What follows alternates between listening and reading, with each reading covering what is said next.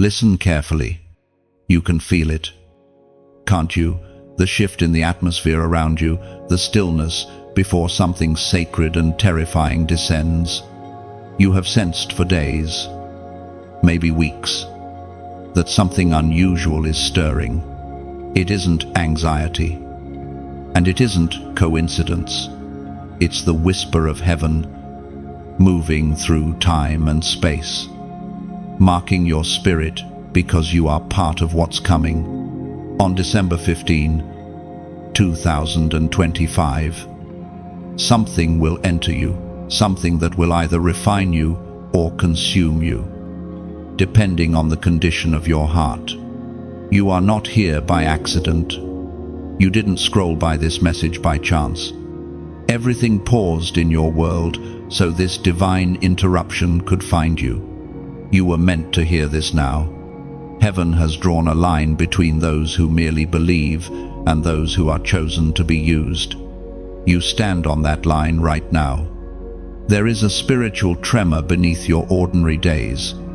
That restlessness you feel is heaven's alarm, ringing in your soul. Every delay, rejection, and moment of isolation, it was never punishment. It was preparation. You have been hidden on purpose because what's coming requires focus, purity, and surrender. The enemy thinks he's slowed you down, but God has been protecting you from contamination before the appointed hour arrives. December 15 will not be an ordinary date. It will be a doorway, a divine transfer of energy and assignment. Some will feel fear when it comes. Others will feel power. The difference will be determined by what you have allowed into your heart between now and then. If darkness finds a foothold, the intrusion will shake you. But if light finds obedience, that same power will use you as heaven's vessel. You felt the odd dreams, the sudden heaviness, the pull toward prayer, the way silence suddenly feels charged. These are not confusion, they're signals of awakening. Something ancient and divine has placed its gaze upon you. God has not forgotten your tears or your battles. He has been waiting until this generation was ready for the chosen ones to rise. There will be resistance. The enemy will whisper that you are imagining this, that you are too flawed or too late. But heaven calls those who look least qualified because humility keeps the vessel pure. You are not the leftover, you are the hidden weapon of God, sharpened in secret. The time of passive belief is over. You can no longer walk halfway between obedience and comfort. There's a spiritual invasion approaching, and only those fully surrendered will be filled with light. Every act of obedience from this moment forward builds a wall of divine protection around your heart. As you hear these words, something within you begins to awaken. The energy of the message touches your spirit and reminds you who you were before the world broke you. You were born for impact, not invisibility. On December 15, when the world feels the tremor of change, heaven will breathe into the chosen vessels, and you will be among them. Do not fear what's coming. The dangerous thing that will enter you is not meant to destroy, it is meant to ignite. Fire burns, yes, but it also purifies. Every disappointment and heartbreak has trained your soul to host the fire without being consumed by it. The Spirit is saying, strengthen your inner world. Guard what you watch, what you listen to, and what you speak. Your words are containers of power, and soon they will either invite heaven or darkness. The Word of God declares in the book of Isaiah, chapter 60, verse 1, Arise, shine, for your light has come, and the glory of the Lord rises upon you. That light flickers in your chest every time you choose hope instead of despair. Every time you forgive when you could curse, it is proof that heaven's mark is already upon you. So stand firm. December 15 is not a date to fear, but a threshold to cross.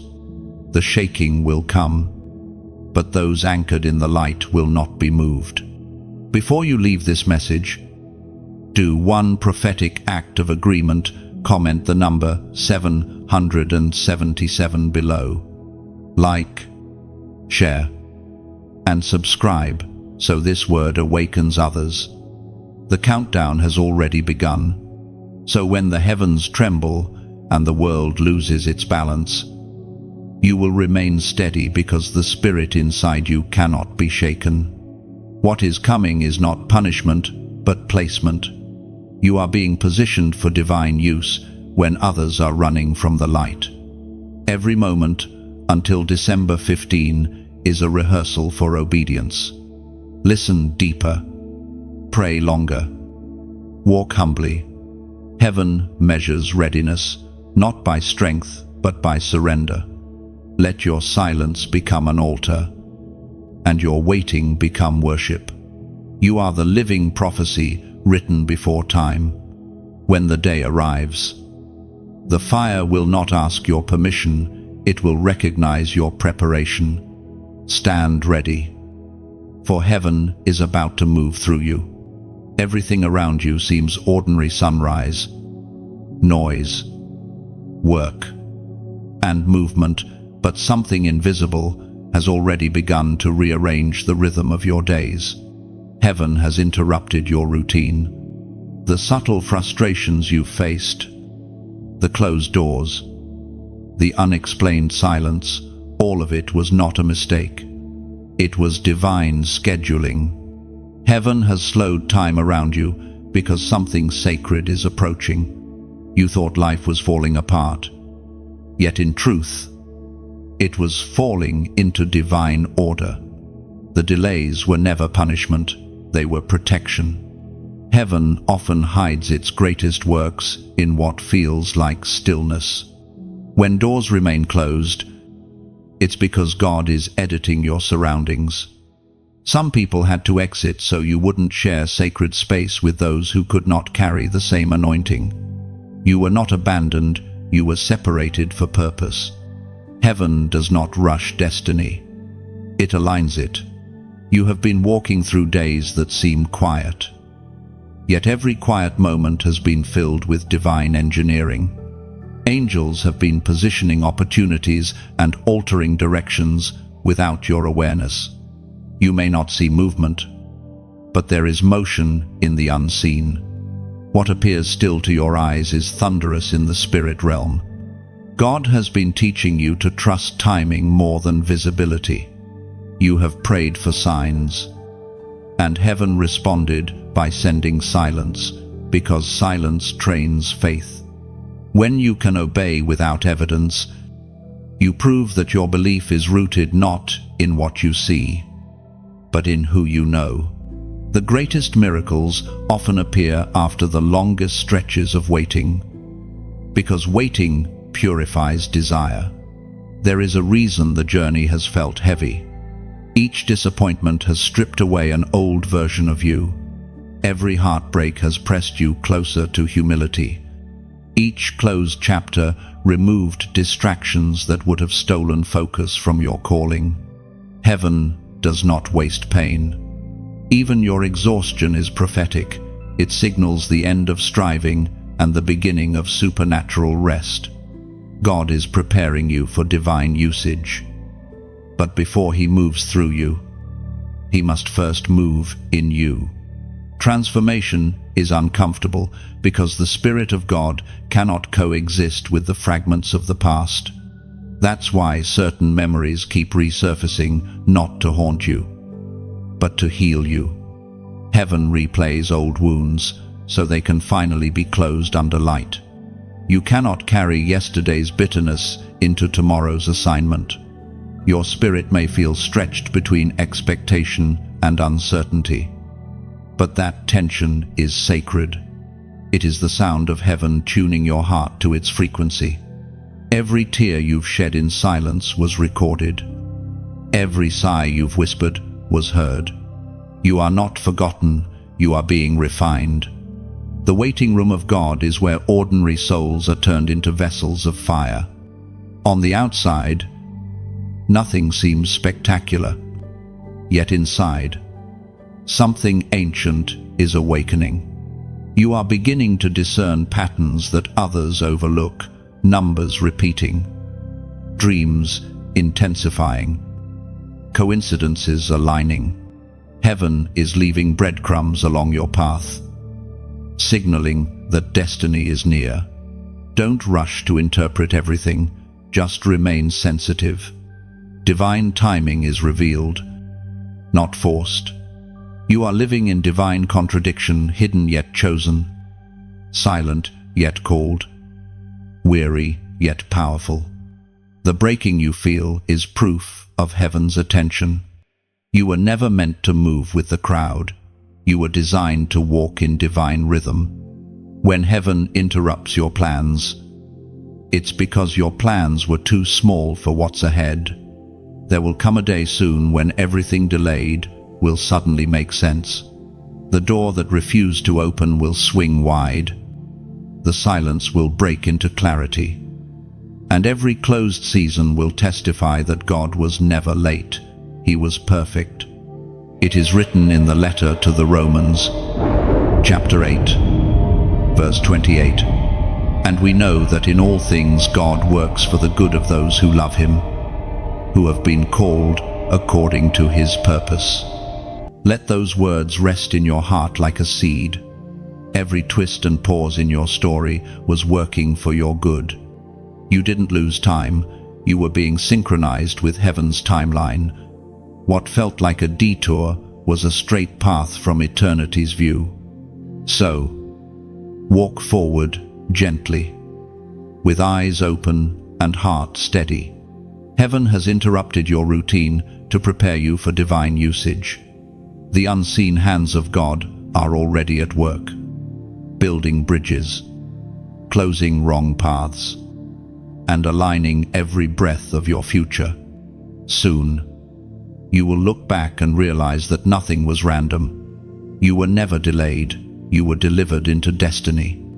Every moment of stillness is sacred training. When others rush, you are being taught the rhythm of heaven, slow, intentional, eternal. The silence that surrounds you now is not emptiness, but incubation. God hides his greatest miracles in seasons that look like nothing. Stay awake. Movement is closer than you think. Soon, the shift will become visible. What was forming quietly within will speak loudly without. The doors that once ignored you will search for your name. The light that seemed delayed will flood every dark corner. Heaven's interruption will prove to be your greatest beginning. You can feel the atmosphere shifting again. Something in you refuses to stay asleep any longer. It's like your spirit is responding to a call older than time itself, a sound that doesn't come from this world. Heaven is awakening the marked ones, those who were chosen long before they understood what they were being prepared for. You are one of them. You've walked through loneliness that others couldn't explain. You've questioned why you feel everything so deeply, why your sensitivity seems like a burden. It's because you carry the frequency of heaven, and the world has no language for it. Every ache, every tear, every moment you felt misunderstood was heaven protecting what others would have carelessly dismissed. There is a stirring in your bones tonight. Your spirit recognizes that something is about to emerge, something that has been waiting for permission. You don't need to chase the call anymore. It has already found you. You are not being awakened to survive. You are being awakened to lead. Heaven doesn't need another spectator. It needs a voice. And that voice is yours. When you were rejected, it was not because you lacked worth. You were being hidden from those who could not handle the fire you carry. when doors closed. It was because the oil you hold is too sacred to be poured into unprepared hands. The separation you felt was not isolation, it was consecration. Your life has been a series of divine contradictions, broken yet powerful, silent yet thunderous, unseen yet anointed. God was shaping you in the shadows, molding your endurance while the world wasn't watching. Every secret pain became a tool heaven will now use to unlock others. The wounds you tried to hide have become gateways for healing. The chosen ones are awakening everywhere, sensing each other through spiritual resonance. There is a global stirring, voices rising, hearts aligning, lights igniting. You are not crazy, you are connected. The same spirit that hovers over creation now hovers over you, whispering, "Rise." Your purpose isn't random, it's generational. You carry the prayers of those who came before you, the ones who fought battles you never saw, who wept for descendants they'd never meet. Their intercession built the spiritual ground you now walk upon. You are the fulfillment of promises spoken through generations. It was written in the letter to the Ephesians, chapter 1, verse 13. When you believed, you were marked in him with a seal, the promised Holy Spirit. That mark cannot be removed. It distinguishes you in the spirit realm. When darkness approaches, it recognizes the seal and trembles. You are not like everyone else, and that difference is divine. Don't try to blend in. Blending in would kill your calling.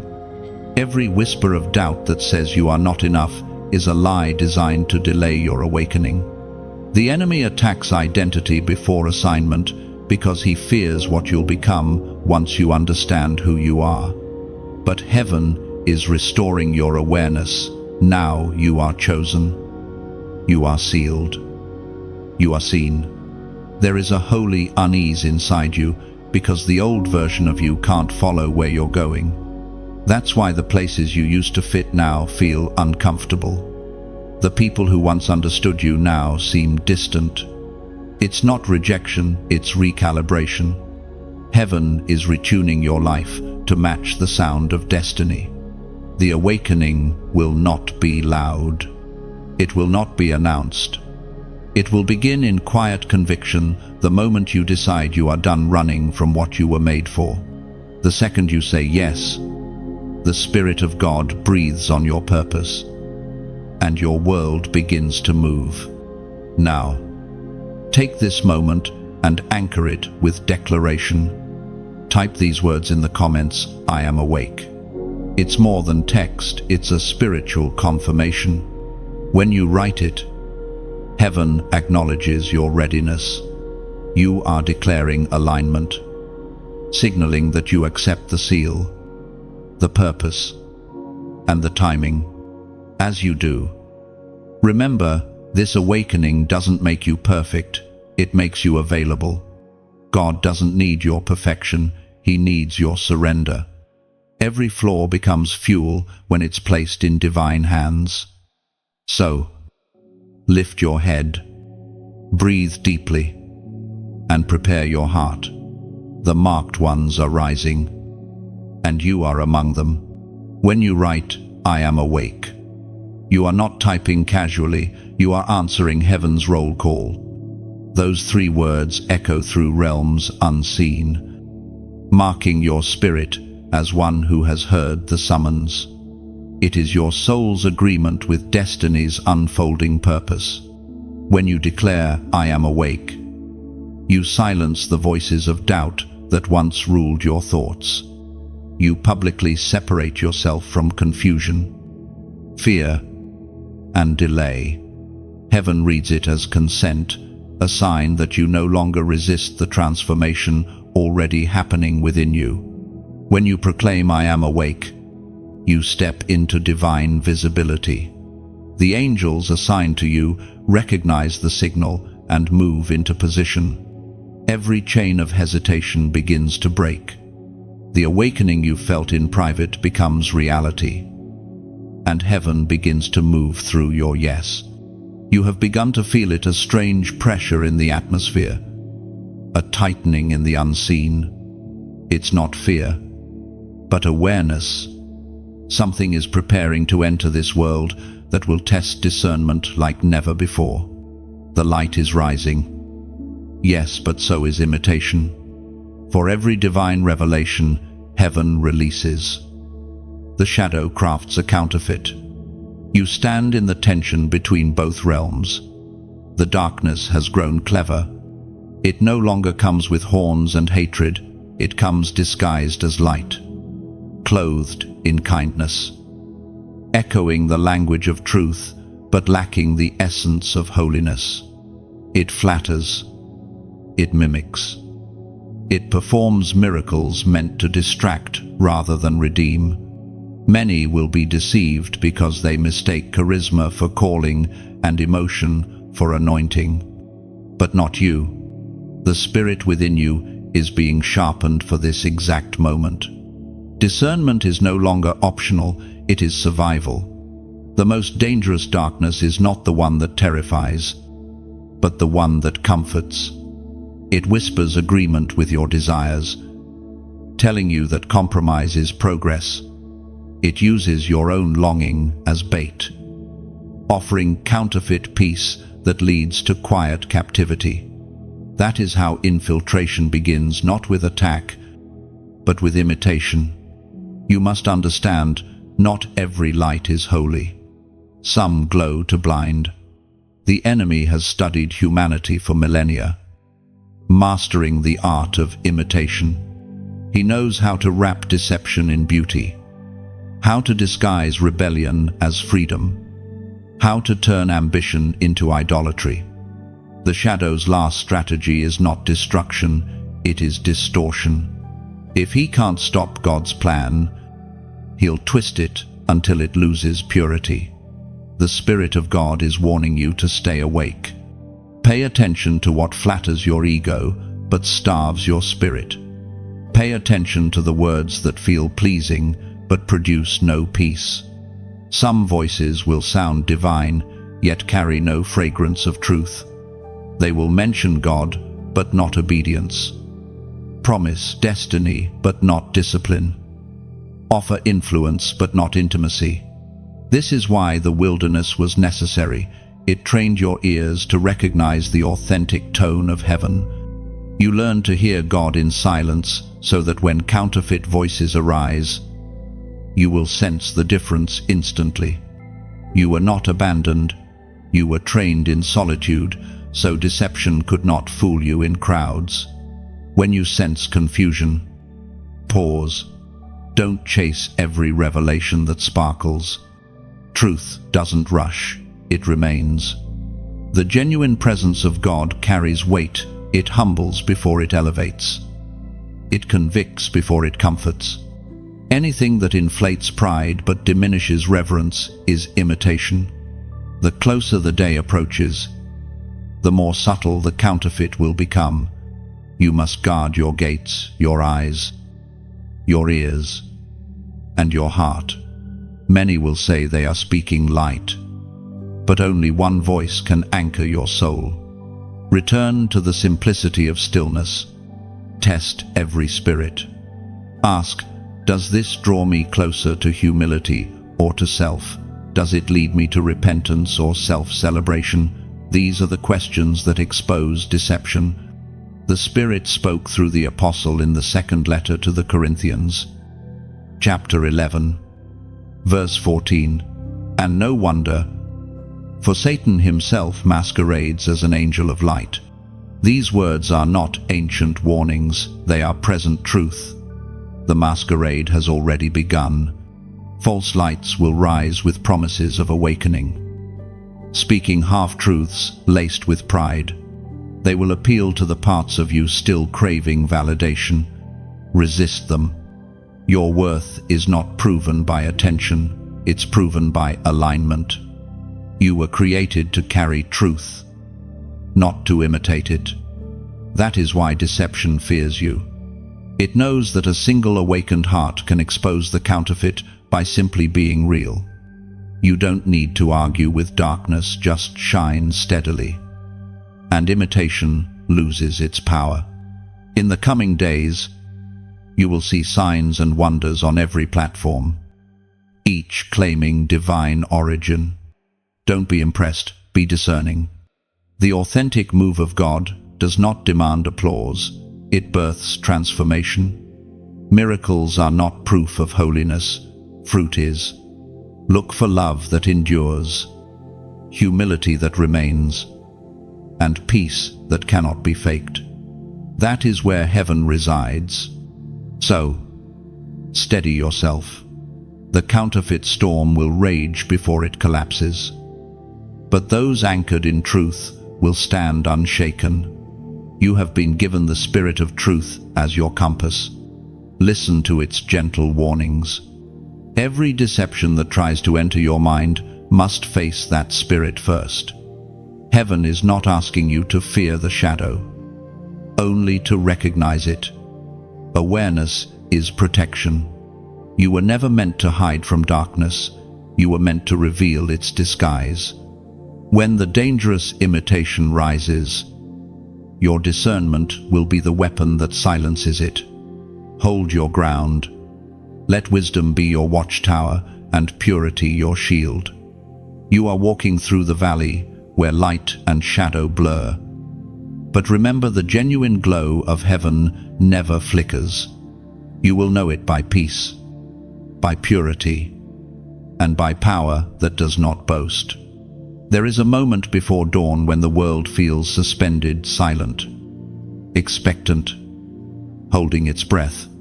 That is where you stand now. In the stillness before illumination, heaven is preparing to seal its chosen ones. And that seal will become your spiritual firewall against what's coming. The invisible shield that separates imitation from truth is built not in fear, but in devotion. This protection doesn't come from effort alone, it comes from alignment. When your heart stays tuned to the frequency of heaven, darkness cannot infiltrate. The Spirit of God is teaching you how to strengthen your inner gates, your thoughts, your emotions, your intentions, so that whatever enters on December 15 will refine, not destroy. Think of your spirit like a temple made of light. Its walls are invisible but powerful. Each prayer you whisper adds another stone. Every act of kindness, another beam. Each moment you choose forgiveness instead of revenge adds a roof that no storm can tear away. Your protection isn't a force field of magic, it's a structure built by obedience and faith. According to what is revealed in the book of Proverbs, chapter 4, verse 23, above all else, guard your heart, for everything you do flows from it. Your heart is the doorway through which heaven moves. That is why you must protect it not from love, but from corruption.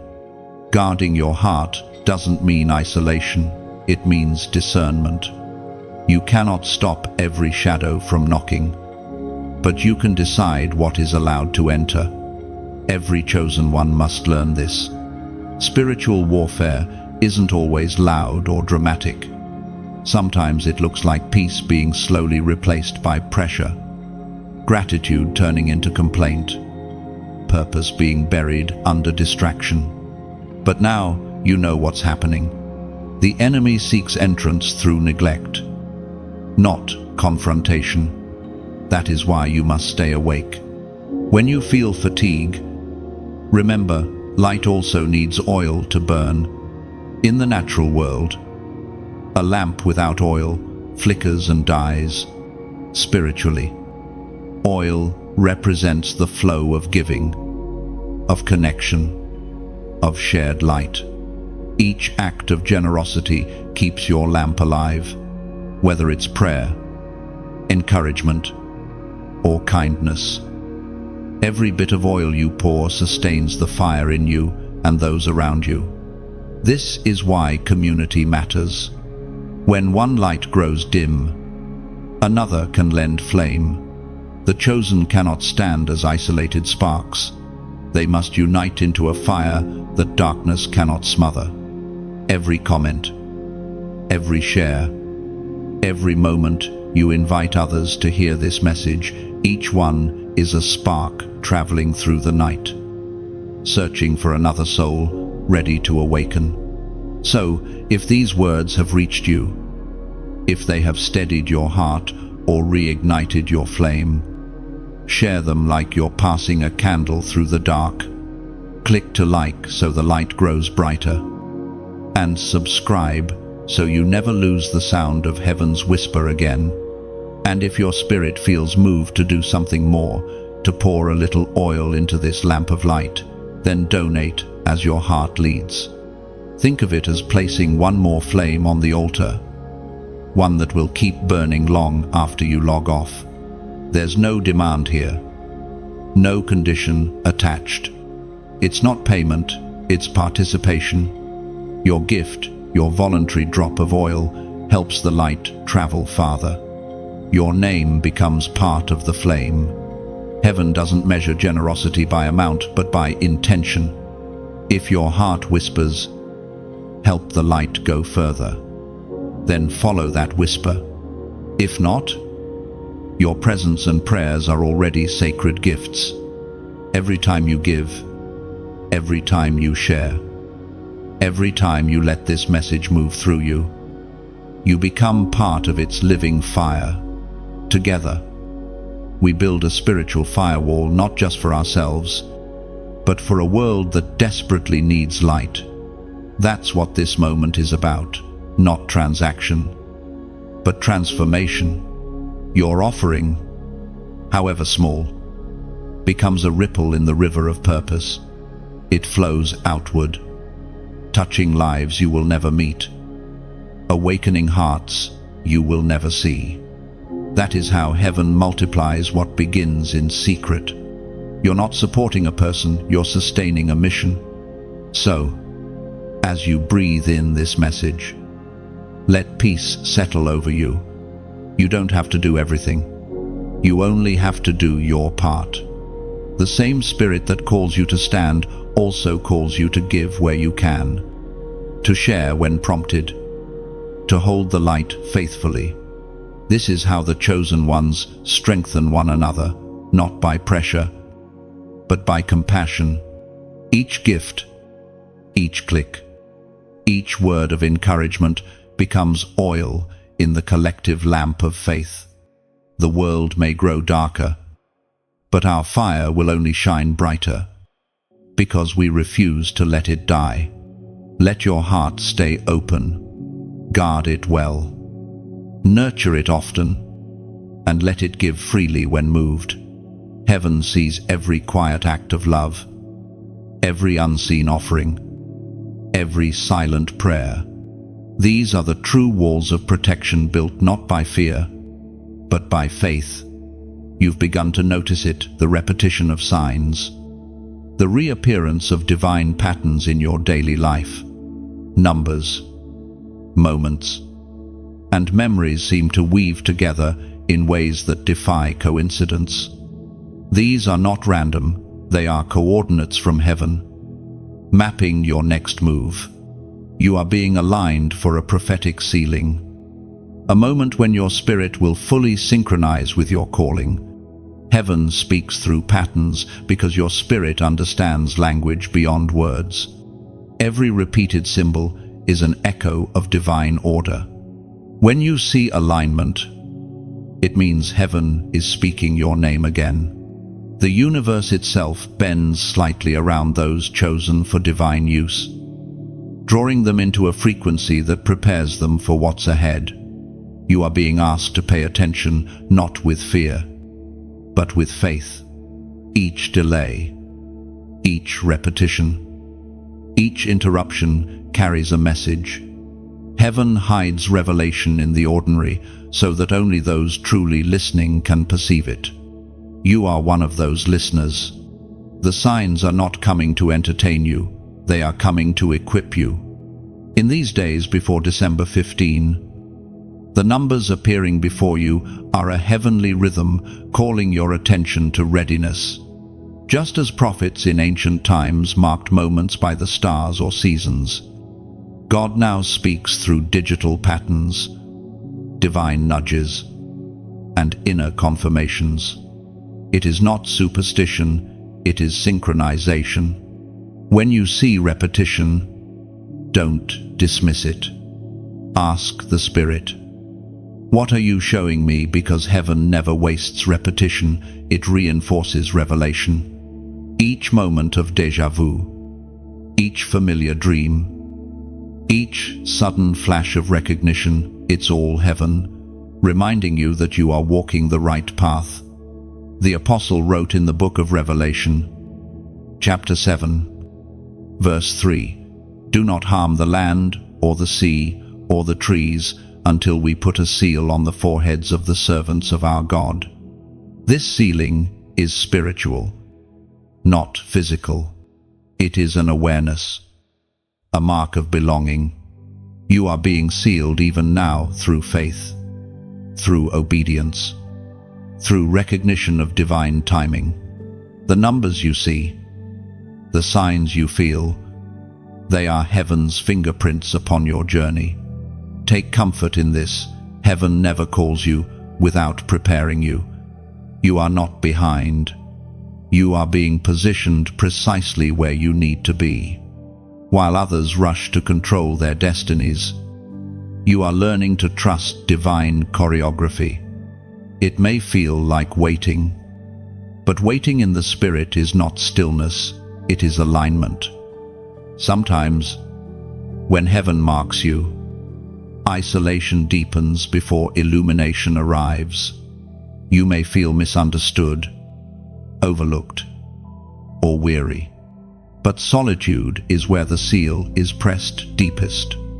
The silence you walk through now is sacred. It's the stillness before ignition. Do not rush this process. Revelation unfolds in rhythm. Every day leading up to December 15 carries an invisible assignment. Some days will test your patience, others will flood you with peace. But each one matters. Each one contributes to the completion of what heaven is building within you. Now, as a prophetic act of faith, mark this moment. Heaven often responds to physical agreement. Just as prophets raised altars to confirm encounters, you can confirm your alignment by a small yet powerful declaration. Comment the number 555 below. 555 is the number of divine transition, heaven's way of declaring, change is not coming. It's already here. When you write it, you are not performing a ritual. You are testifying that you're ready to be transformed, restructured, and elevated. You are telling heaven, I am not resisting what's next, I'm welcoming it. Let this act be a gentle covenant between your soul and your destiny. You are not drifting, you are directed. The same God who orchestrates galaxies has his hand on your timeline. The alignment you feel is not pressure, it's precision. The road may narrow, but it is leading you home. Every number, every sign, every whisper of recognition is a reminder that you are seen. Heaven doesn't need to shout to get your attention, it simply repeats until you listen. And now that you're listening, the next stage of your awakening begins. December 15 will not catch you by surprise. You have been walking toward it all along. And when it comes, you will not tremble, you will rise. Sealed, steady, and shining with understanding. When you comment 555, you're not typing digits, you're opening a door. Those numbers are heaven's shorthand for transformation, A divine signature, meaning the old must end so the new can begin. It's your written agreement with the change already approaching. When you write 555, it becomes a declaration to the unseen world. I am ready for transition. Every letter, every number carries vibration, and this sequence aligns your spirit with divine timing. You are telling heaven, I won't resist what you're doing within me. When you post 555, imagine planting a golden key in the soil of destiny. That act doesn't summon power, it acknowledges it. You are saying yes to becoming new, to being refined, to being used. It's a small motion on earth that creates great movement in heaven. The true battleground has never been the sky above you or the world around you. It has always been the invisible space within. The war of light and shadow is fought in thought, in memory, in the quiet corners of your heart where no one else can see. The enemy doesn't always come roaring through storms. Often, he whispers through your own reflection, twisting your self-perception until doubt becomes your language. You must understand this. The mind is the first gate. Every idea that enters shapes your reality. When fear lingers too long, it builds rooms within you, and soon your faith must fight for space. But the Spirit of God has not left you defenseless. You have been given authority over every thought, every emotion, every echo that does not align with truth. You are not a victim of your thoughts, you are the gatekeeper of them. Every battle begins subtly. It starts with weariness. You tell yourself it's just a bad day. But spiritually, it's an invitation. The enemy studies your patterns, knows when your defenses are low, and then plants seeds of exhaustion dressed as reason. Those small compromises, the ones that feel harmless, are the beginnings of surrender. But you are learning to recognize them. Awareness is your first weapon. The mind can be compared to a garden. Thoughts are the seeds, emotions, the water, habits, the sunlight. Whatever you nurture will grow. If you water fear, it multiplies. If you tend to peace, it becomes a forest. The garden doesn't choose its harvest, you do. Every time you focus on hope instead of despair, you plant a seed that heaven can use. The Spirit inside you works like a gentle gardener, pulling up weeds, reshaping the soil, and teaching you to protect what has been planted. Heaven speaks clearly through the words written in the second letter to the Corinthians, chapter 10, verse 4. The weapons we fight with are not the weapons of the world. They have divine power to demolish strongholds. Strongholds are not castles in the clouds. They are mindsets built from repetition. When a lie is believed long enough, it feels like truth. When shame is rehearsed daily, it becomes identity. That is how darkness fortifies its hold. But divine power dismantles what logic can't. It doesn't argue with lies, it exposes them. You've already seen glimpses of this transformation. There are moments when peace suddenly replaces panic, when clarity breaks through confusion, when a single verse or whisper feels like light flooding a locked room. That is no coincidence, it's warfare won in silence. You are learning how to fight with stillness instead of chaos, with faith instead of control. Remember this truth: not every thought that visits deserves hospitality. You cannot stop a bird from flying overhead, but you can stop it from building a nest. The same is true for intrusive thoughts. Let them pass. Do not feed them with attention. Let your mind become a sanctuary again, a place where only truth finds rest. The battle within you has a rhythm.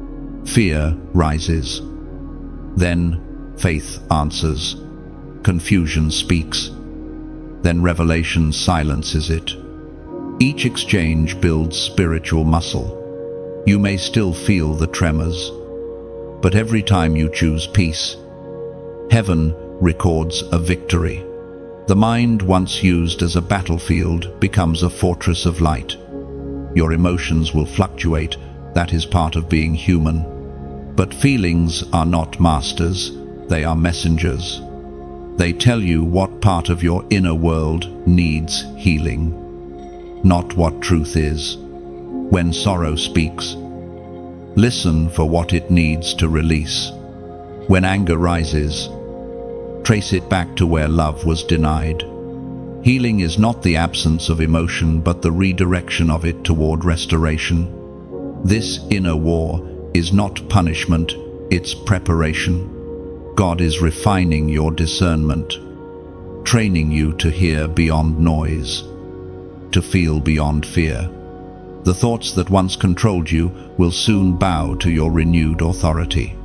The mind that once wavered will become unshakable.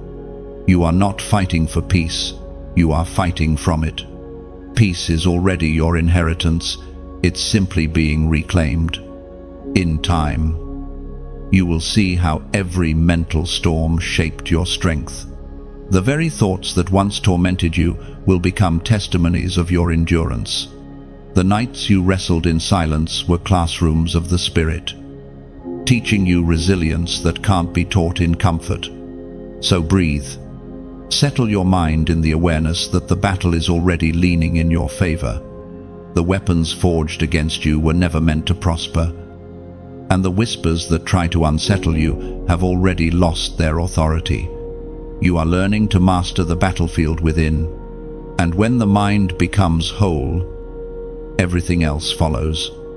The day will come when peace won't feel like a visitor anymore, it will feel like home. When peace finally dwells within you, clarity blooms like morning light through stained glass. The noise fades, and you realize the battle was never to destroy you, but to reveal your strength. You are now the calm in the storm, the silence that conquers chaos. There is a voice that speaks inside you, not loud, not dramatic, but steady and persistent. It is the whisper of heaven, the guidance of truth that moves like wind across still water.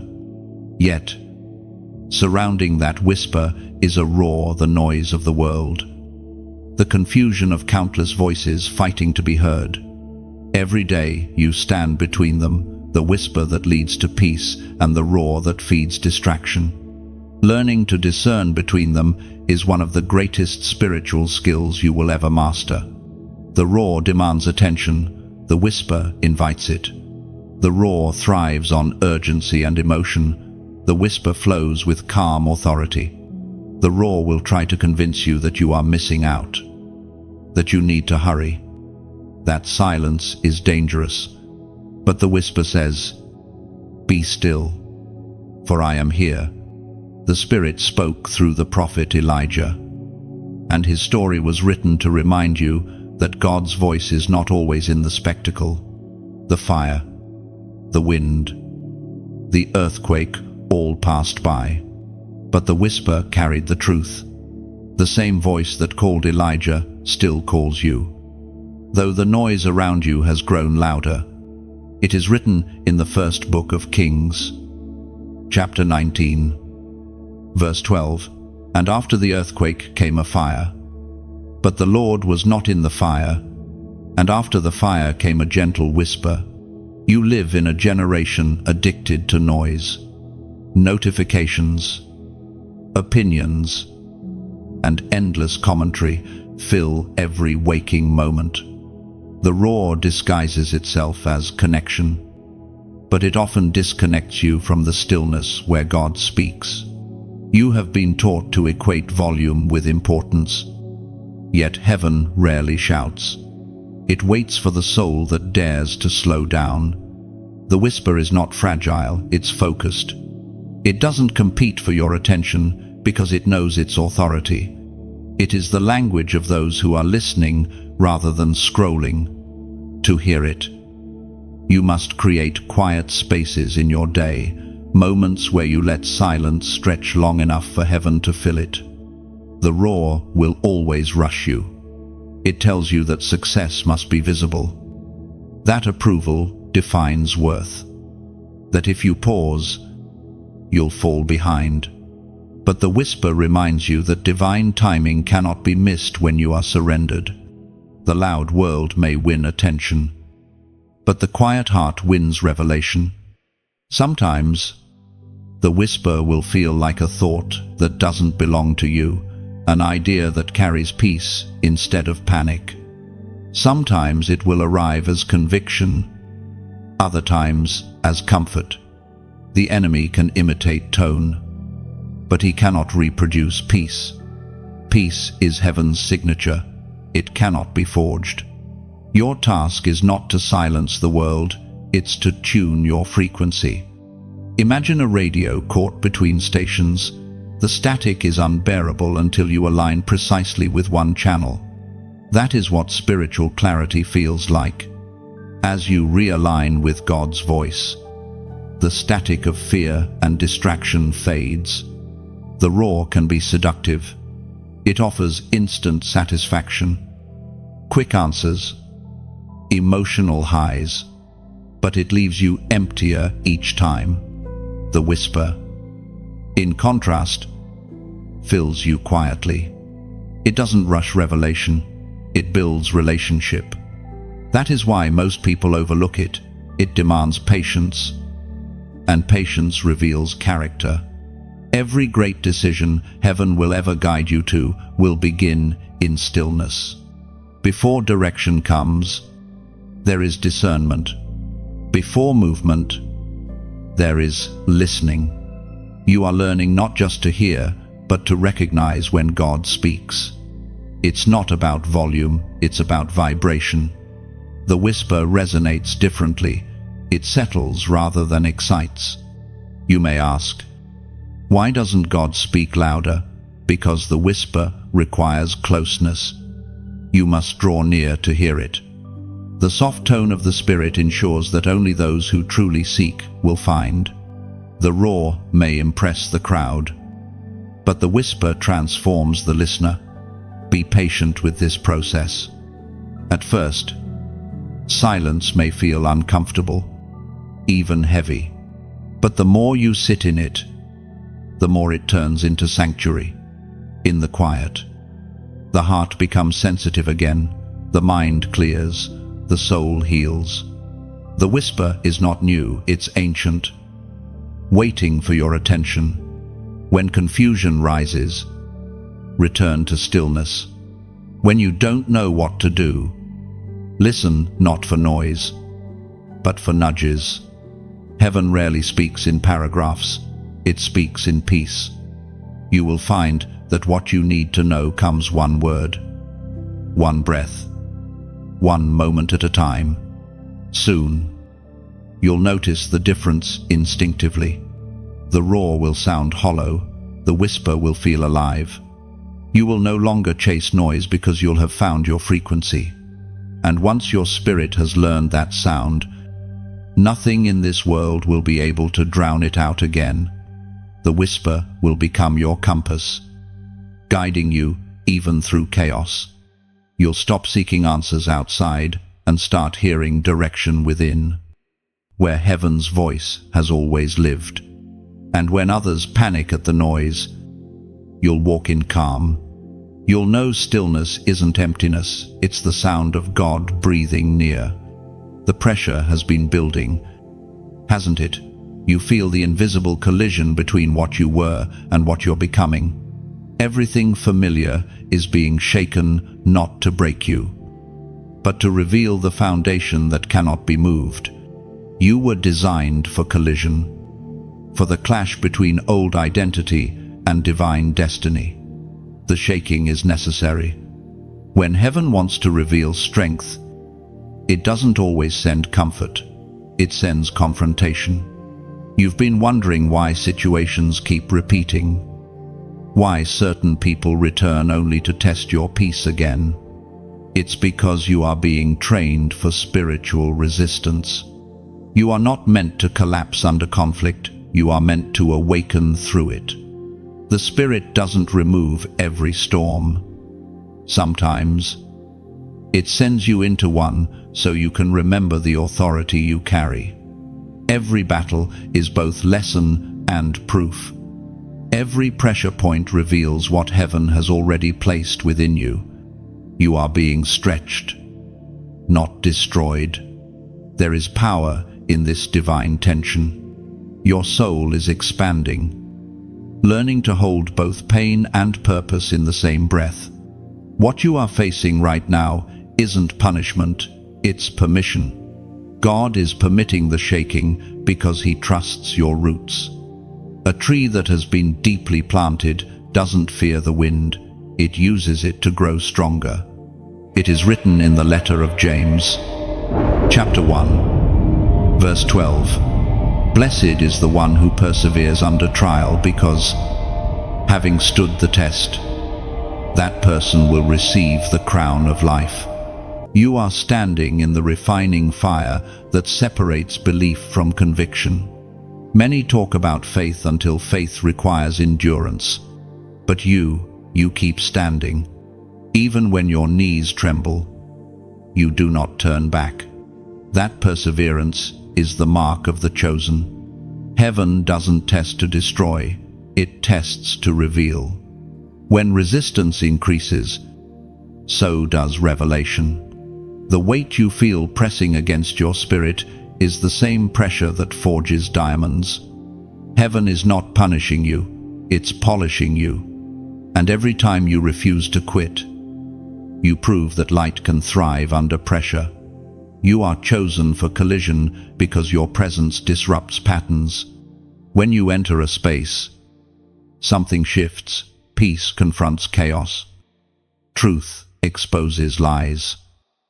Authenticity silences pretense. That is why some people resist you. They sense the authority you carry. Darkness doesn't fight what it doesn't fear.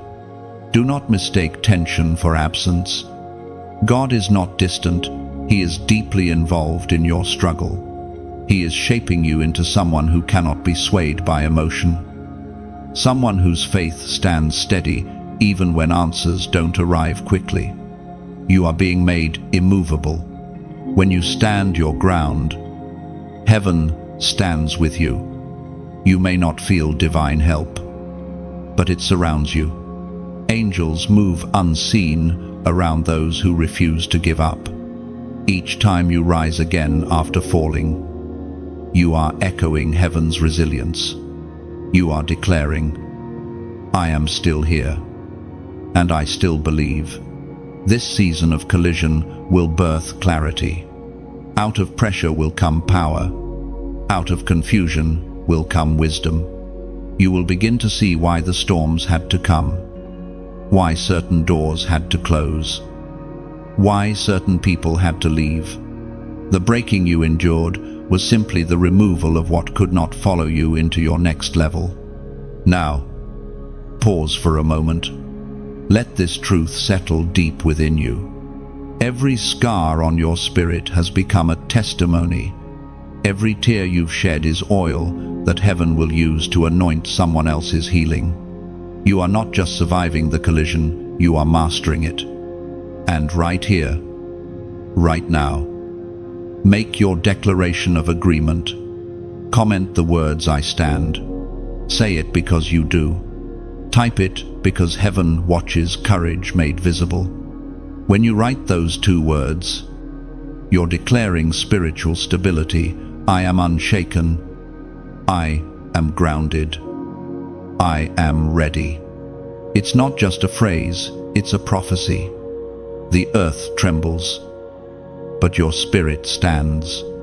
Because in this collision, you are not losing balance. You are finding your footing. You were never meant to hide from storms. You were born to calm them. When you type, I stand, you are not merely commenting, you are testifying. Those two words carry the vibration of endurance. They tell the unseen world that no matter the weight, your faith remains anchored. Heaven hears that declaration as a sound of victory rising from earth. When you write, "I stand," you are marking your territory in the spirit. You're drawing a boundary line that says, fear ends here. Doubt stops here. Confusion has no voice here. Each letter becomes a brick in the wall of your spiritual stability. You are not collapsing under trial, you are constructing strength. When you declare, "I stand," it becomes a prophetic echo that travels beyond this moment. It tells future storms that you will not retreat. You are grounded, rooted, unmovable. The winds may roar, but your roots drink from heaven's river, and you will not fall. You've walked through silence, through storms, through the trembling of your own becoming. And now the veil begins to lift. What was once confusion turns to clarity. What was once pressure becomes power. You are seeing now that every delay, every collision, every whisper had a purpose. It was heaven preparing you to unmask the counterfeit light. The age you live in is full of imitation. False brilliance glitters everywhere, voices promising freedom while binding souls in vanity. Imitation light doesn't reveal, it distracts. It flatters the eye, but starves the spirit. It teaches you how to appear awakened without truly being transformed. But heaven's light, the true light, never performs. It purifies. It doesn't demand attention, it commands peace. You are being given eyes to see the difference. The spirit of discernment within you has grown stronger because you have learned to listen in silence. Not everything that shines deserves your trust. Some lights burn only to consume, others glow to guide. Your task is to know which is which. As Jesus himself declared in the Gospel of Matthew, chapter 24, verse 24, "For false messiahs and false prophets will appear and perform great signs and wonders to deceive, if possible, even the elect." These words are not ancient history, they are present reality. Deception often looks like destiny at first glance, but true light always points upward, never inward. It draws attention to the Creator, not the creation. If you ever wonder which voice to follow, look at the fruit it produces, peace that lasts or pleasure that fades. You have something rare now, clarity born from testing. You've seen both the whisper and the roar, the peace and the imitation. That clarity is not arrogance, it's armor. It keeps your spirit safe in an age of confusion. Heaven has made you a torchbearer, one whose very presence reminds others of truth. But even torches need tending. Fire dies without care. Every flame you carry requires oxygen connection, compassion, community. When you share your light, it multiplies instead of diminishes. Like a single candle lighting 1,000 others, your spark becomes a movement. Every time you speak hope, share truth, or spread light, you are building a network of illumination strong enough to outshine the shadow. That is why I ask this gently, with reverence and love.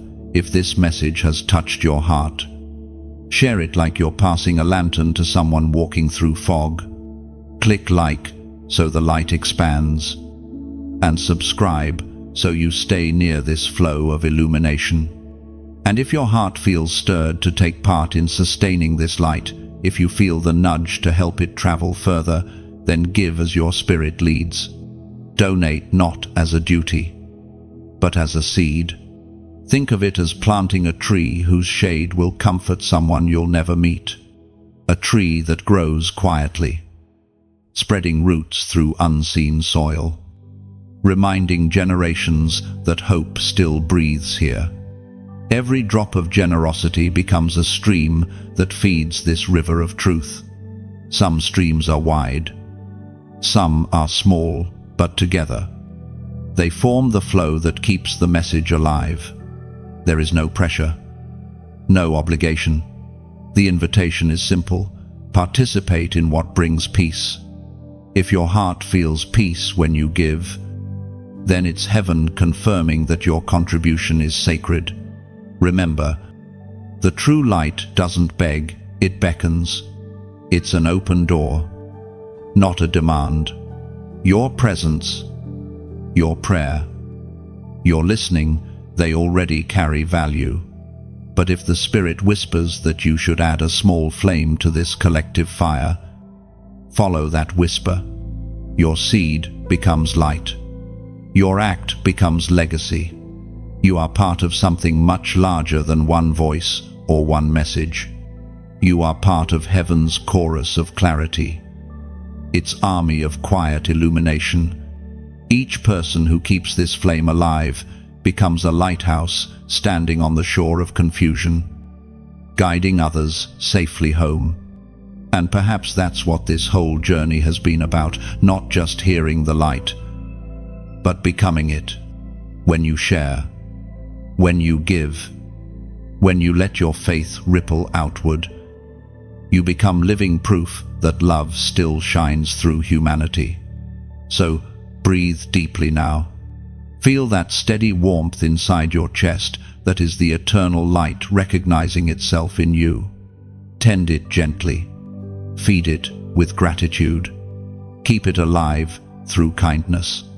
Because this world doesn't need louder voices, it needs truer ones.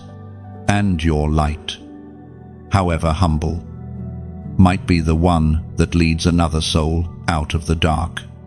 If these words have lit even a spark within you, let that spark travel. Like, share, subscribe, or simply let your heart whisper yes. And if you choose to donate, see it as adding one more glowing ember to the fire that will keep others warm long after we're gone. This is how heaven multiplies the light, not through pressure, but through willing hearts that understand the beauty of giving. The world grows brighter, one soul at a time. And tonight, that soul might be yours. All around you, things are shifting in ways you can't yet see. The physical world moves, but the spiritual one hums with purpose. What's happening now is beyond emotion, it's orchestration. Heaven has dispatched movement on your behalf. Invisible currents carrying strength, guidance, and protection toward you. Angels have been assigned to the chosen ones, not as decoration but as defense. They move quietly, obeying divine order. You may not see their faces, but you have felt their presence, the sudden calm in a dangerous moment, the peace that visits when fear should have prevailed, the impulse to pause that saves you from disaster. These are not coincidences, they are confirmations. You are surrounded by unseen guardians who respond not to panic, but to prayer. Heaven's army doesn't always appear with wings and glory. Sometimes it wears the faces of people sent to help you, friends who speak life just when you're fading, strangers whose kindness arrives like a miracle, opportunities that align too perfectly to be chance. Angels come dressed as ordinary moments, teaching you that protection isn't always dramatic, it's consistent. We find this truth in the book of Psalms, chapter 91, verse 11. For he will command his angels concerning you to guard you in all your ways.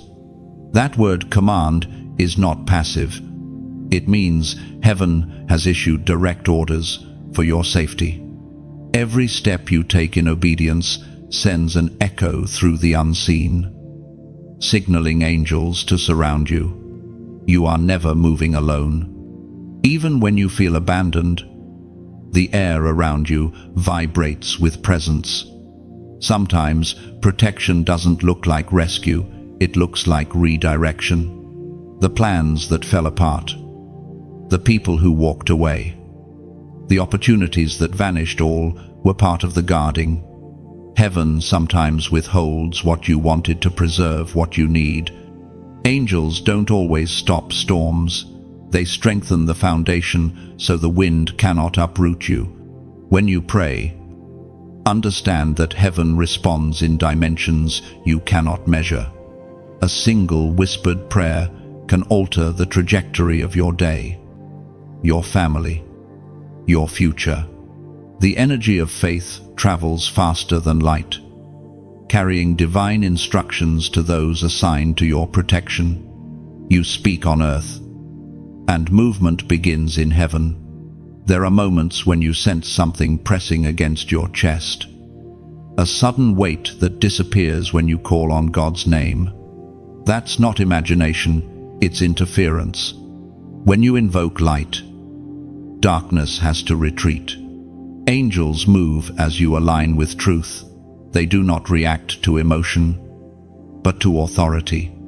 Every time you choose peace over panic, you make space for them to work freely.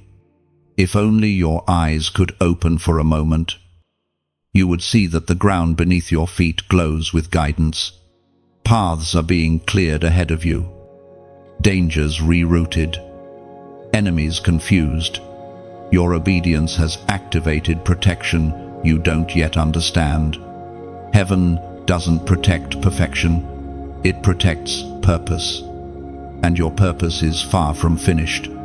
There will be nights when you still feel alone, when prayers seem unanswered and silence stretches too long. In those hours, remember that silence is not absence, it's alignment. Angels do not always announce their work, they fulfill it quietly, leaving traces of grace in the aftermath.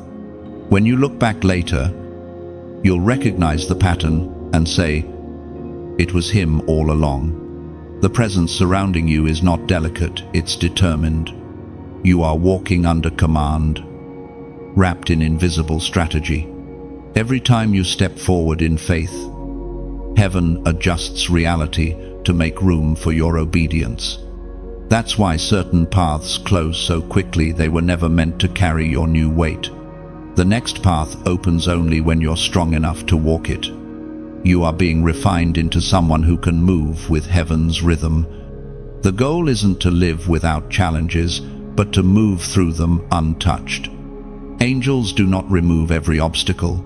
They remind you how to walk through fire without being burned. Their presence doesn't guarantee ease, but it ensures victory. When you sense stillness in your room, don't rush to fill it. Sometimes the quiet you feel is not emptiness, it's angelic company. The air changes when heaven draws near. You might feel warmth, a pulse, or a sudden wave of peace. These are small reminders that what's unseen is more real than what you touch. You have never been out of heaven's sight. Not for a second.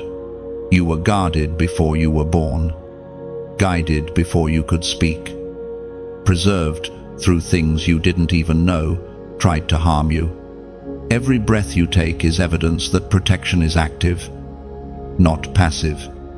You have been carried through countless invisible rescues, and you didn't even know to say thank you.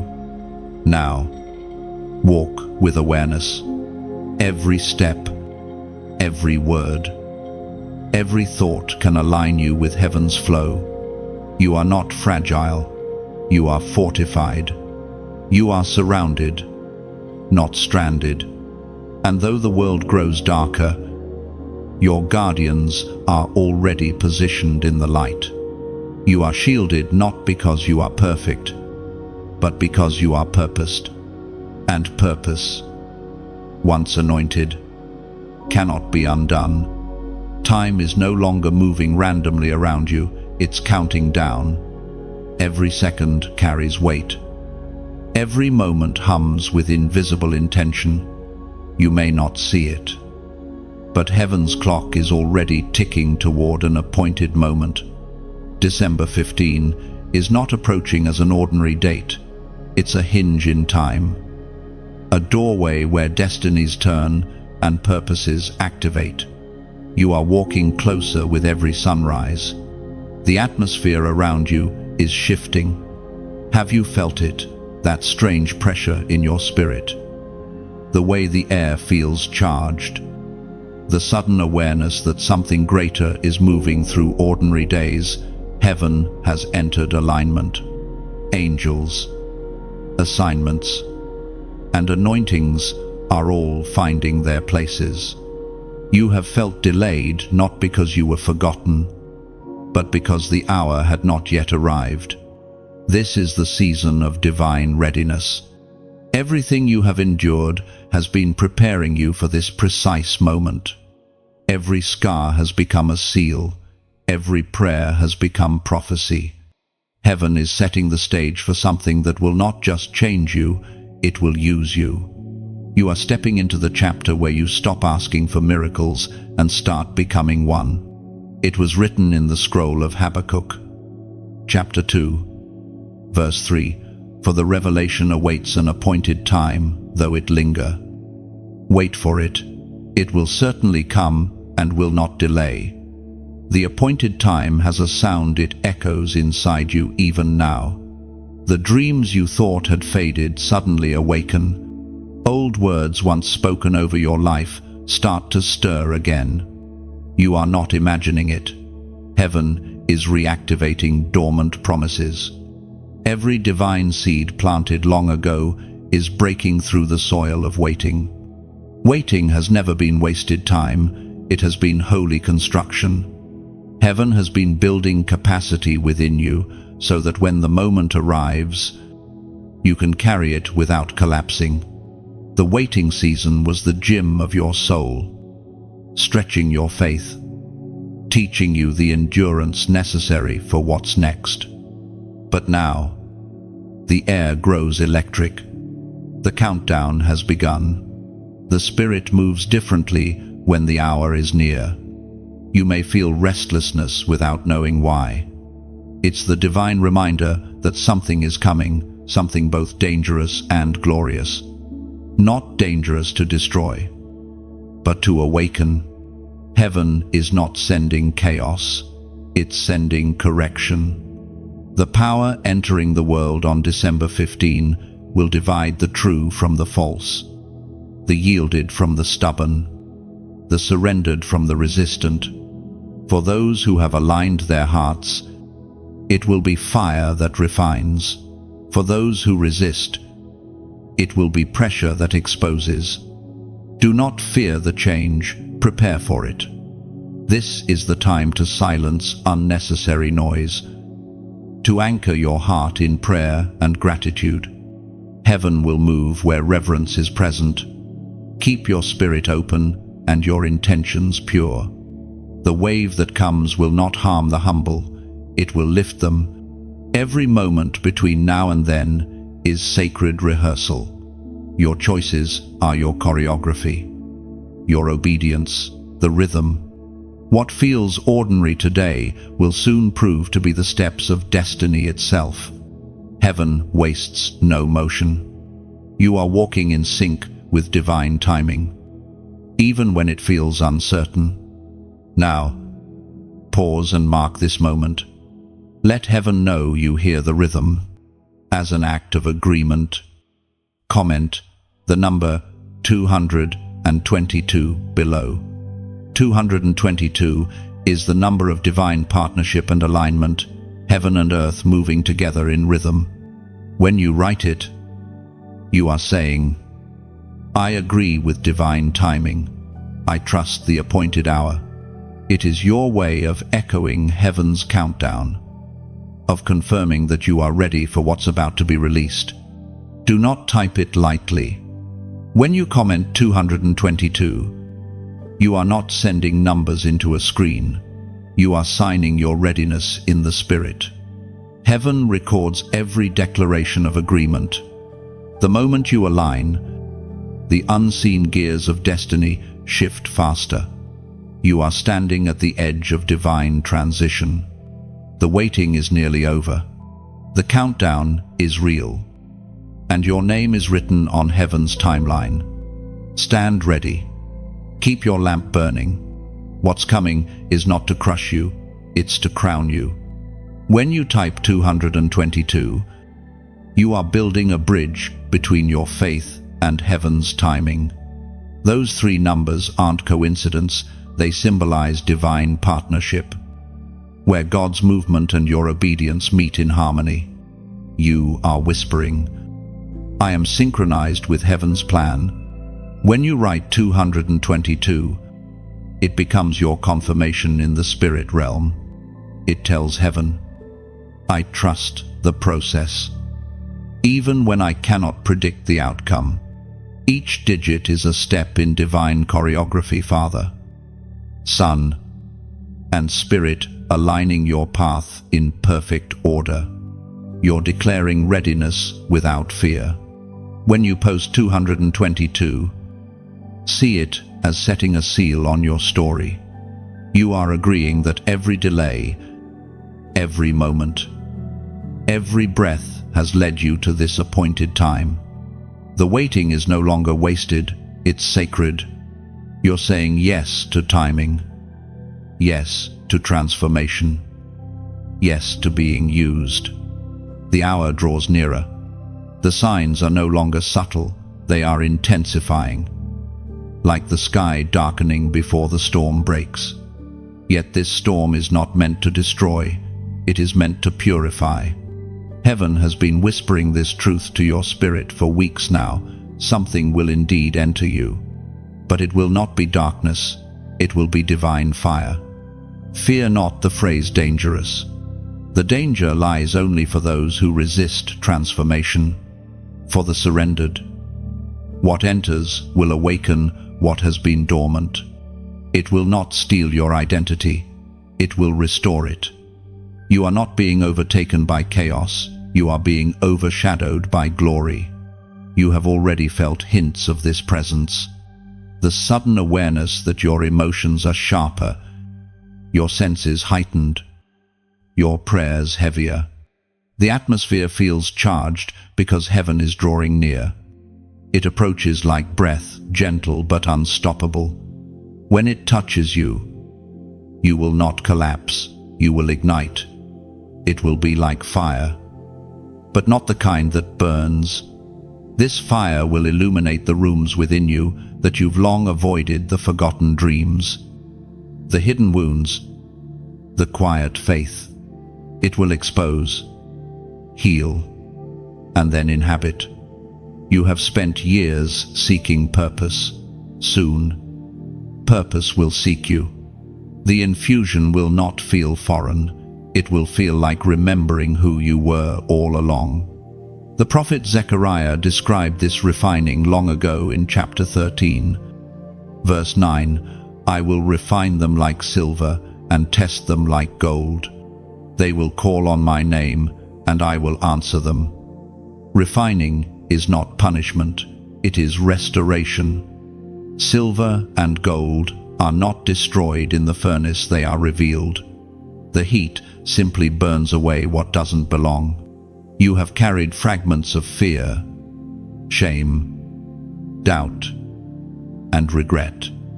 Heaven's fire will dissolve them, leaving only what is eternal. In this refining, you will feel contrast, heat and peace, pressure and release. The divine infusion will not simply enter your body, it will rearrange your inner atmosphere. Your desires will shift. Your priorities will reorder. Your focus will sharpen. You will lose interest in trivial noise because your spirit will crave truth. This is what it means to be filled with fire, to live no longer by impulse but by instruction. When heaven's energy enters, your senses will respond. Some will feel warmth that spreads through the chest like sunlight in winter. Others will feel a deep stillness, as though the noise of the world has faded completely. The presence will come differently for each chosen one, but its purpose is the same: awakening. You are being prepared to carry what cannot be carried lightly. The dangerous thing that will enter you is not a curse, it is responsibility. Fire transforms everything it touches. It cannot coexist with complacency. Once it fills you, your words will carry weight. Your presence will shift rooms. Your prayers will pierce atmospheres. That's why heaven prepared you through pain. It was shaping you into a vessel strong enough to hold this power. The process may feel strange at first. You may feel moments of intense emotion or unexpected peace. Memories may surface. Visions may flicker. Dreams may intensify. These are signs of purification, not confusion. When divine energy enters flesh, the human soul must adjust. Do not fear these sensations. Surrender to them. They are heaven's language of renewal. Understand, this divine fire is alive. It thinks. It moves. It teaches. It is the Spirit of God Himself, breathing through human limitation. When He enters, He does not merely visit, He inhabits. You become the temple, the meeting place between heaven and earth. This is why the fire comes with precision. It only fills those who are willing to be emptied of self. The entry of this fire will not be seen with eyes alone. It will be recognized by fruit. Compassion will increase. Forgiveness will flow effortlessly. Fear will lose its grip. You will begin to carry peace that unsettles darkness. Even your silence will begin to speak. The dangerous thing that enters is holiness, and holiness cannot be contained. Do not resist the transformation because of discomfort. The old must yield for the new to rise. Fire cannot fill what pride has already occupied, so let go of titles, expectations, timelines. The fire will not fit inside your plans, it will create new ones. When the day comes, there will be no mistaking it. The air itself will testify. You will know because everything inside you will stand still, and then suddenly come alive.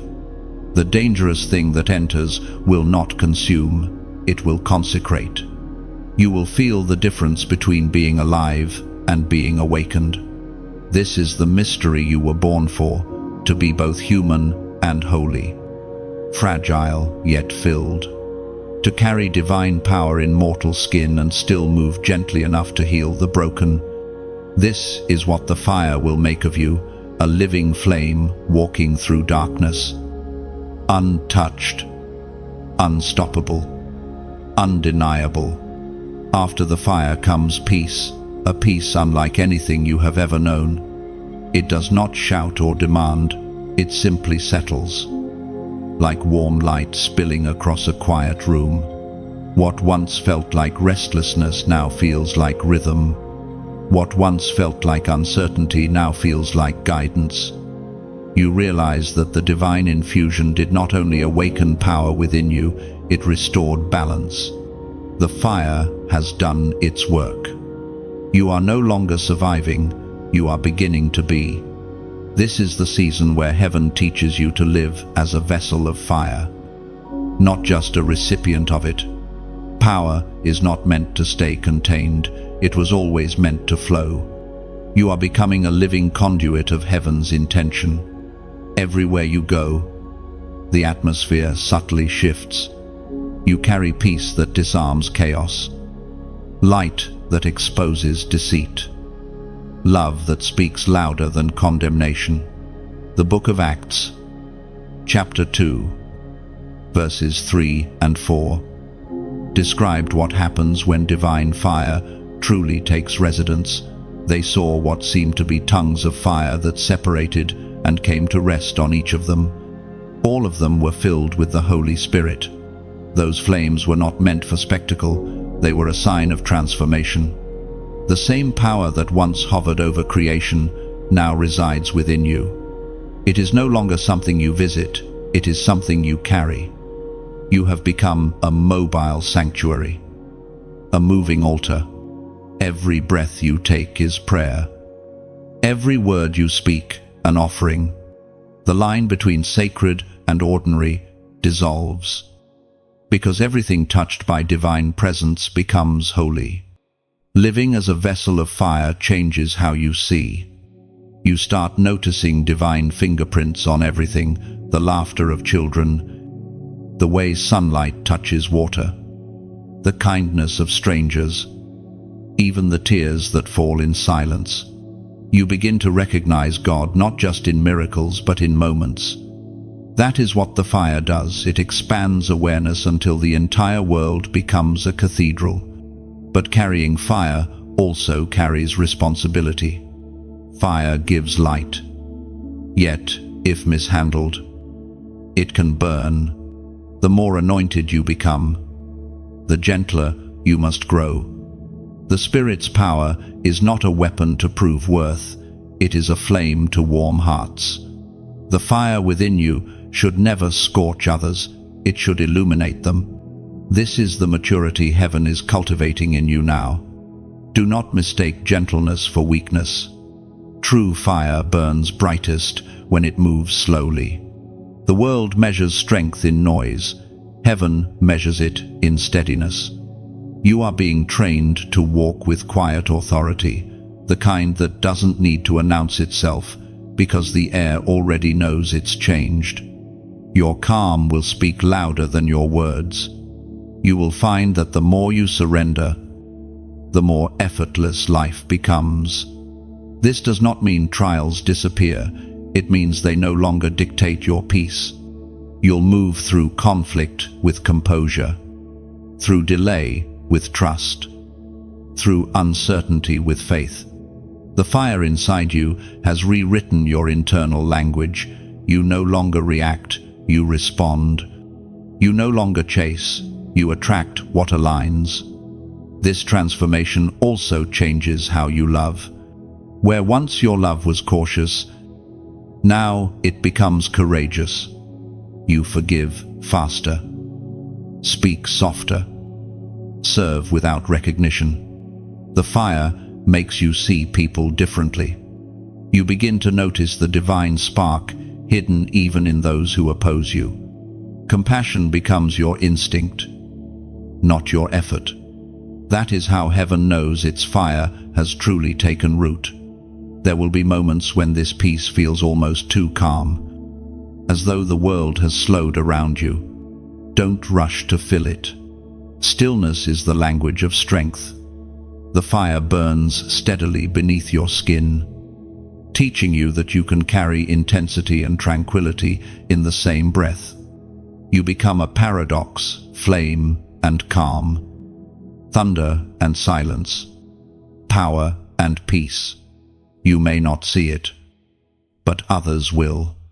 They will notice something radiant in you, though they may not understand it. Some will be drawn to your light, others will resist it. Do not dim yourself to comfort the unready. The light that now lives within you is not arrogance, it is assignment. You were not given fire to hide it, but to guide with it. And as you live each day with this awareness, you will notice how naturally miracles follow presence. You won't have to strive for them. Wherever fire dwells, life emerges. Healing flows not from effort but from overflow. Hope spreads without speeches, simply through nearness. The divine moves through you as easily as breath through lungs. This is the rhythm of a vessel of fire, steady, radiant, unafraid. You no longer need to chase signs, you have become one. The days ahead may still hold storms, but you now carry the weather within you. The same spirit that calmed seas lives in your chest. reminding you with every heartbeat that you were born for this balance, burning and peaceful, powerful and kind. The world trembles with noise and distraction. Nations rage. Hearts grow cold. And truth feels like a distant echo. But amid the confusion, something steady glows you.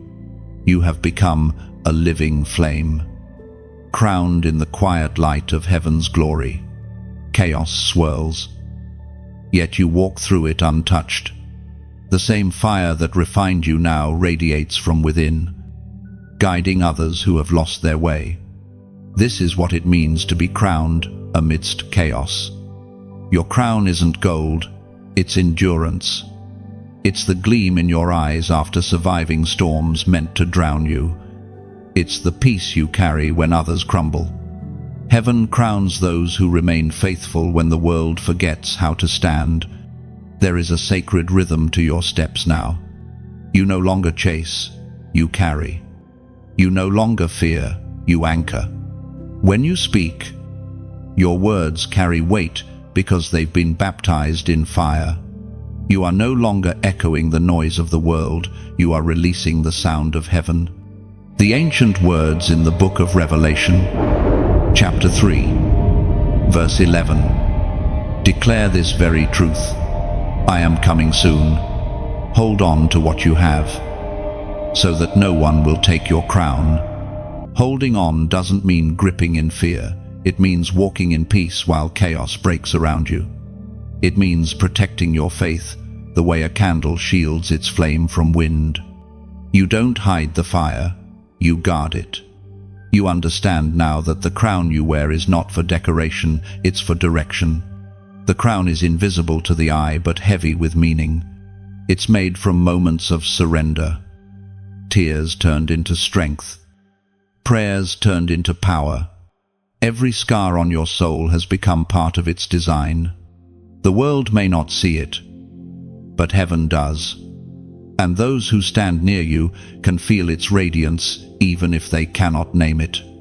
The crown was never meant to make you proud, it was meant to make you purposeful. Each step you take wearing it leaves a trail of light for others to follow.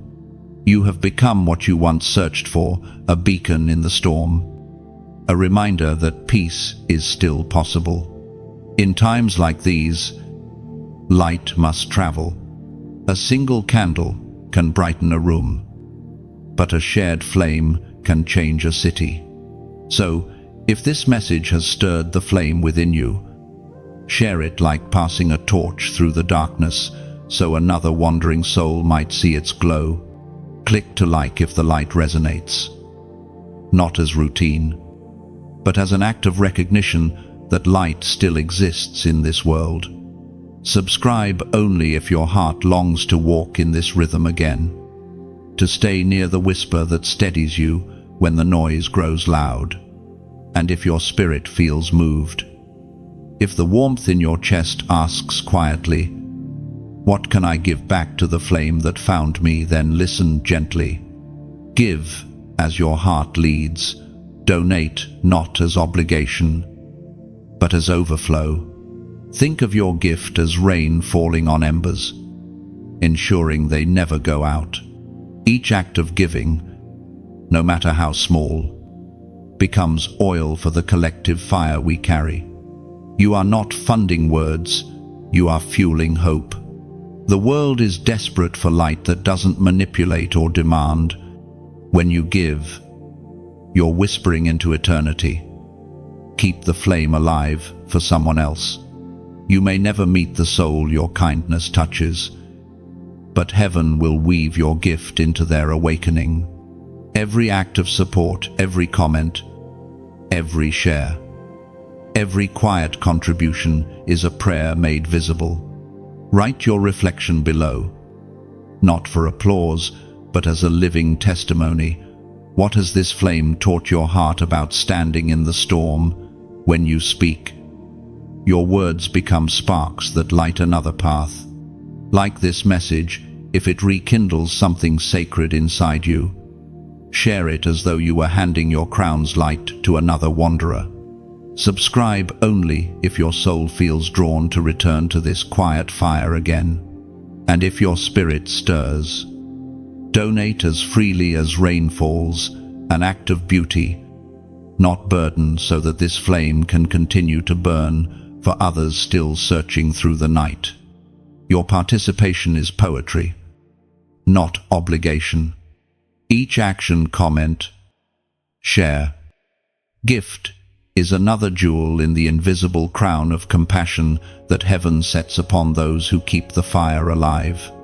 So let this be the quiet agreement between your heart and heaven. The light that found you will not end with you. Like, share, subscribe, or donate only if peace nudges you gently forward. Do it as worship, not as duty. Do it as beauty, not as burden. For the crown you wear was given not to be admired, but to ignite courage in others.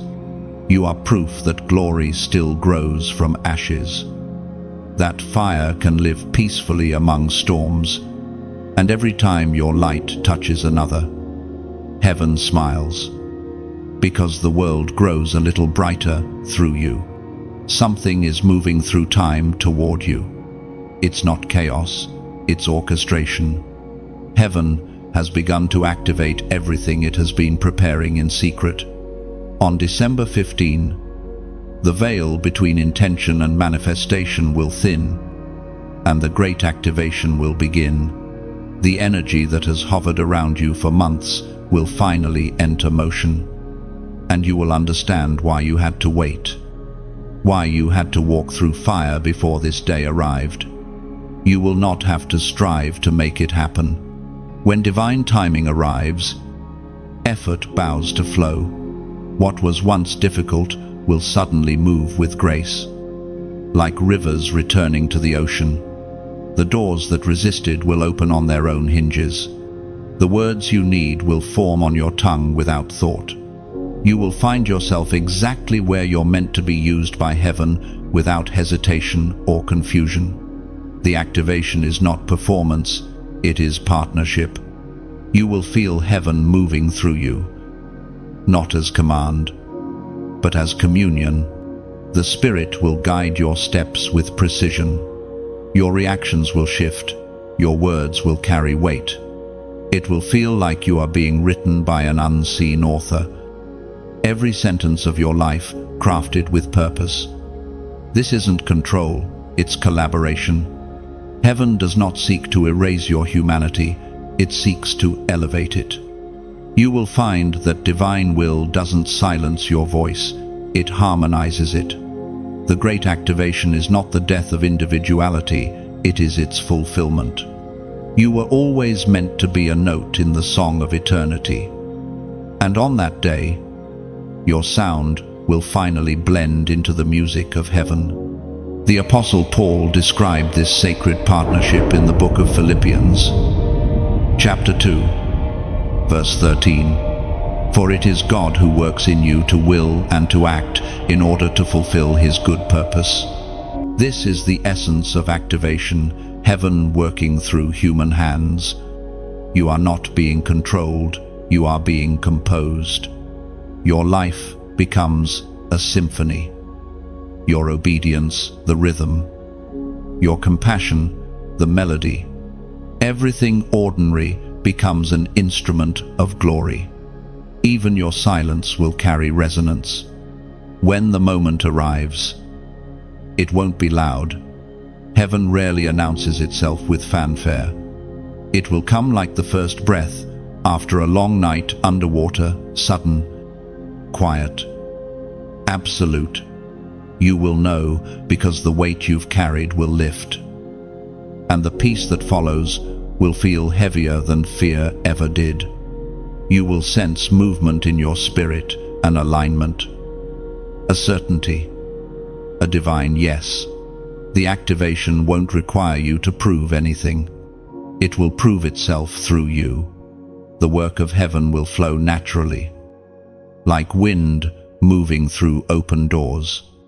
You will find yourself saying things that heal, doing things that align, creating things that shift atmospheres.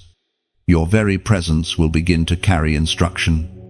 The Spirit will not shout, it will flow through your calm. What enters you on that day will not make you powerful, it will make you pure. It will not inflate your ego, it will dissolve it. You will feel both smaller and infinite at once. That's how divinity moves. It humbles before it exalts. The more heaven fills you, the lighter you become. Everything around you will start to mirror this inner transformation. Conversations will change. Opportunities will appear. Relationships will realign. Things that once drained you will fall away without effort. You will feel clarity like light after rain. And gratitude will rise naturally, like breath. You'll stop searching for signs because you will have become one. There will be moments of trembling, not from fear, but from awareness. The magnitude of what moves through you will feel sacred. You'll understand then that your life was never random. Every disappointment was a doorway. Every waiting season, a rehearsal. On December 15, all those scattered fragments will converge, and you'll recognize the pattern they were forming all along. The activation will not make you someone new, it will reveal who you've always been beneath the noise. Heaven does not replace, it restores. You were chosen not for perfection, but for availability. The power of the Spirit looks for vessels, not statues. Statues stand still. Vessels pour.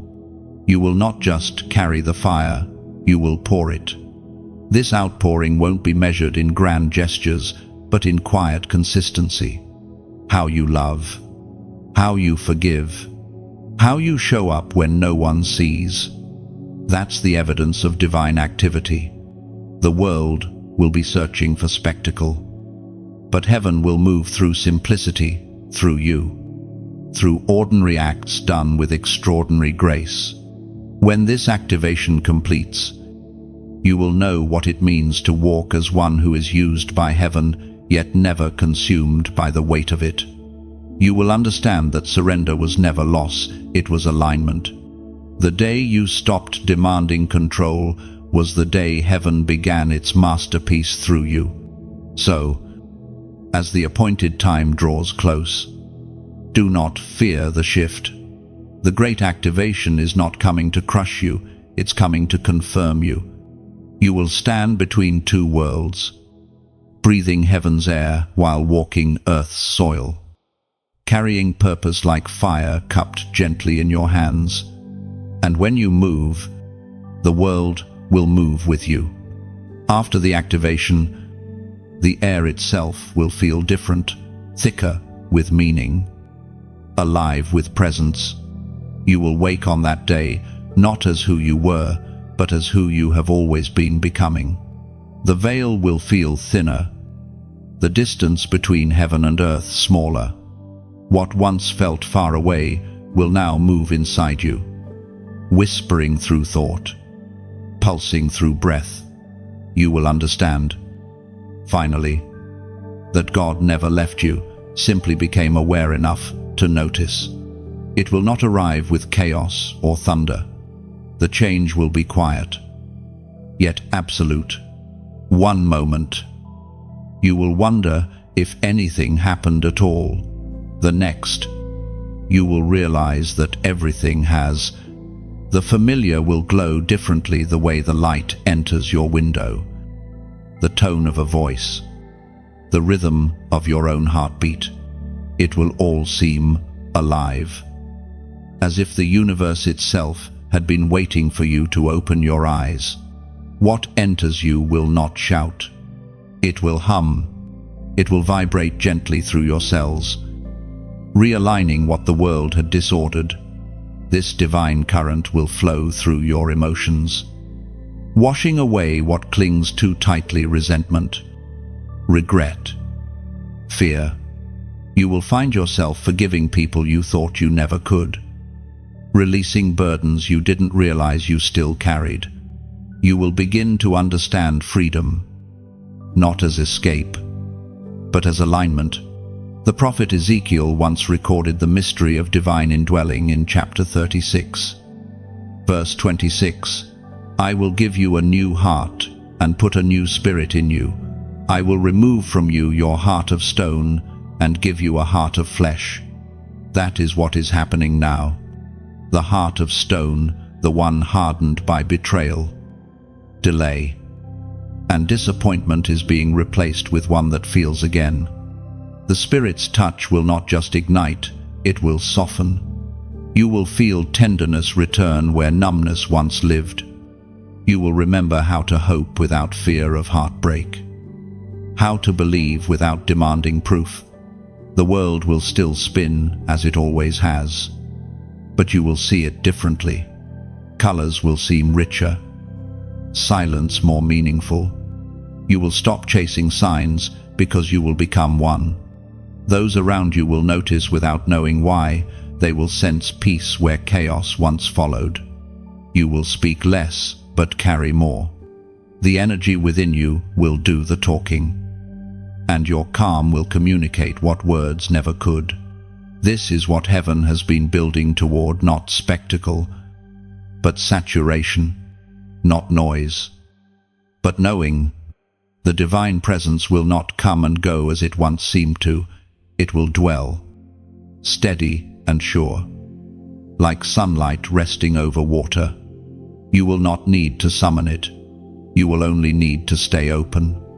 And though you will feel full, you will also feel light. The fire that once burned fiercely now glows with grace. Its heat no longer consumes, it comforts. You will realize that holiness was never about perfection. It was about wholeness. You will stop trying to earn worth and begin to live from it. That is the quiet miracle of indwelling effort replaced by embodiment. The days that follow will unfold like a sunrise, slow, steady, unstoppable. Your senses will sharpen to opportunities previously invisible. You will find yourself where you are needed before you even understand why. Heaven's timing will move through you so seamlessly that obedience will feel like instinct. You will no longer wonder if you are chosen. You will simply move as one who knows. People may ask what changed, but you will struggle to explain. How do you describe air to someone who has never breathed it? How do you define peace that passes understanding? You will just smile, because you'll know that explanation is not your assignment, embodiment is. You will be living proof that the sacred can dwell in the ordinary, that heaven does not always descend with sound and fury, but sometimes with a single, steady heartbeat. And in the stillness that follows, you will understand what all of this was for. The fire was not punishment, it was purification. The storms were not attacks, they were alignments. The waiting was not delay, it was design. You were never abandoned, you were being readied for inhabitation. When you finally stand in that fullness, you will realize that used by heaven never meant controlled. It meant chosen, trusted, loved. You are not a vessel borrowed for a moment. You are a home heaven built for eternity. And as the world continues spinning, you'll walk through it quietly, radiant proof that the divine can dwell in dust. Every breath you take will echo heaven's rhythm, steady, certain, unstoppable. You will move as light disguised in human form. Peace will no longer visit, it will stay. Every step will feel guided, every silence full of meaning. You will not need to search for signs anymore. Your very existence will become one. The journey ends in becoming. You will look back on every trial and whisper gratitude for the fire, the storms, the silence. All were sacred. Heaven did not break you, it built you. You have become the message you were waiting for. And now, The story comes full circle. You have walked through silence, through storm, through fire, and emerged as light. What began as warning has become awakening. You are no longer waiting for heaven to move, it is already moving through you. The dangerous thing that entered was never meant to harm, it was meant to inhabit. You are living proof that divine fire can dwell in fragile form and still create beauty. But this light was never meant to end with you. Every flame that burns alone eventually fades. But flames that meet multiply. So, if this message has touched your spirit, share it not as obligation, but as invitation. Like it if something inside you has reignited. If the words have felt like warmth in a cold season, subscribe not to follow noise, but to stay close to the whisper that calls you higher each time it speaks. And if your heart feels the quiet pull to sustain this flame, to help it reach another soul still wandering in the dark, then donate as your spirit leads. Think of your offering as one drop of oil in a lamp that burns for the world. You are not giving to a person, you are giving light a longer life. Finally, write your reflection below. Let the words that healed you become the seed that heals another. Comment what this journey awakened in you, what you now carry differently. Your testimony is a spark. Let it travel. Do it all as worship, not duty, as beauty, not burden. For every act, like, share, comment, gift becomes a thread in heaven's tapestry of light. And as your flame joins others, the night grows less dark, and the world feels a little more like home.